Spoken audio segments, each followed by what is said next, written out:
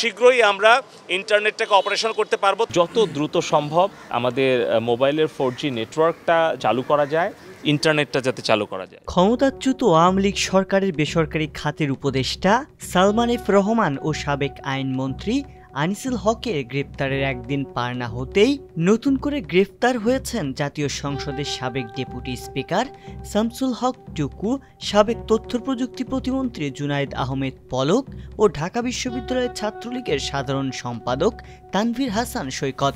Dhaka metropolitan police সূত্রে জানা গেছে, গোপন সংবাদের ভিত্তিতে বুধবার 14 আগস্ট রাতে ডিএমপির খিলক্ষেত থানাধীন নিকুঞ্জ আবাসিক এলাকা থেকে আত্মগোপনে থাকা অবস্থায় এই তিনজনকে গ্রেপ্তার করা হয়।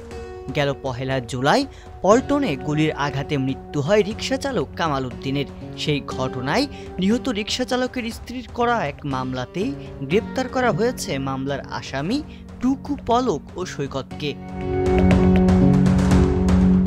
গেল 6 আগস্ট শেখ হাসিনার দেশত্যাগের পরের দিন দিল্লির উদ্দেশ্যে আকাশপথে দেশ ছাড়তে গিয়ে ব্যর্থ হন সাবেক তথ্য প্রযুক্তি প্রতিমন্ত্রী জুনায়েদ আহমেদ পলক। বিমানবন্দরের কর্মচারীরা তাকে ভিআইপি লাউঞ্জে আটকে রাখেন। কিছুক্ষণ পর বিমান বাহিনীর কর্মকর্তারা এসে তাকে আটক করে নিয়ে যান। সেদিনের পর থেকে নিখোঁজ ছিলেন প্রতিমন্ত্রী পলক। তিনি দেশে আছেন নাকি বিদেশে চলে গেছেন তা নিয়ে সামাজিক যোগাযোগ মাধ্যমে ব্যাপক গুঞ্জন চলছিল। ইতিমধ্যেই প্রতিমন্ত্রী জুনায়েদ আহমেদ পলক ও তার স্ত্রী আরিফা জেসমিন কণিকার ব্যাংক হিসাব জব্দ করেছে আর্থিক গোয়েন্দা সংস্থা বাংলাদেশ ফাইন্যান্সিয়াল ইন্টেলিজেন্স ইউনিট। একই সঙ্গে তাদের পরিবার ও মালিকানাধীন সব প্রতিষ্ঠানের ব্যাংক অ্যাকাউন্টও জব্দের তালিকায় থাকবে বলে জানিয়েছে ফাইন্যান্সিয়াল ইন্টেলিজেন্স ইউনিট। এছাড়াও সারা দেশে ইন্টারনেট ও মোবাইল নেটওয়ার্ক বন্ধের পেছনে পলকের সরাসরি মদত রয়েছে এমন অভিযোগেও তদন্ত চলমান। পুলিশের হাতে গ্রেপ্তার হওয়া পেশায় আইনজীবী শামসুল হক টুকু রাজনীতির সঙ্গে সক্রিয়ভাবে যুক্ত ছিলেন। একসময় বিদ্যুৎ জ্বালানি প্রতিমন্ত্রী ও পরে স্বরাষ্ট্র প্রতিমন্ত্রীর দায়িত্ব পালন করেন টুকু। সর্বশেষ দ্বাদশ জাতীয় সংসদের ডেপুটি স্পিকার হিসেবে নির্বাচিত হয়েছিলেন তিনি।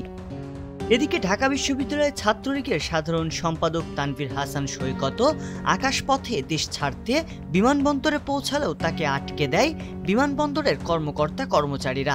তার সাথে ছিল ঢাকা মহানগর উত্তর ছাত্রলীগের সাধারণ সম্পাদক রিয়াজ মাহমুদ। অভিযোগ আছে, এই দুই নেতার নেতৃত্বে ঢাকা বিশ্ববিদ্যালয় ও রাজধানীতে আন্দোলনরত সাধারণ শিক্ষার্থীদের ওপর নৃশংস হামলা চালিয়েছে ছাত্রলীগ।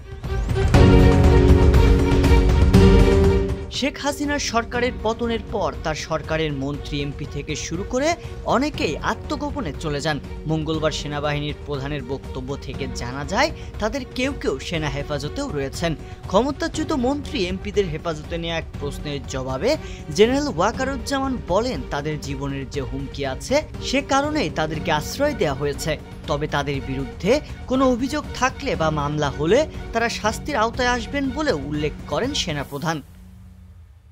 সংবাদ, ফিচার ও অনুষ্ঠানের জন্য ভিজিট করুন সংবাদ প্রকাশের ওয়েবসাইট এবং যুক্ত থাকুন ফেসবুক পেজ ও ইউটিউব চ্যানেলের সঙ্গে।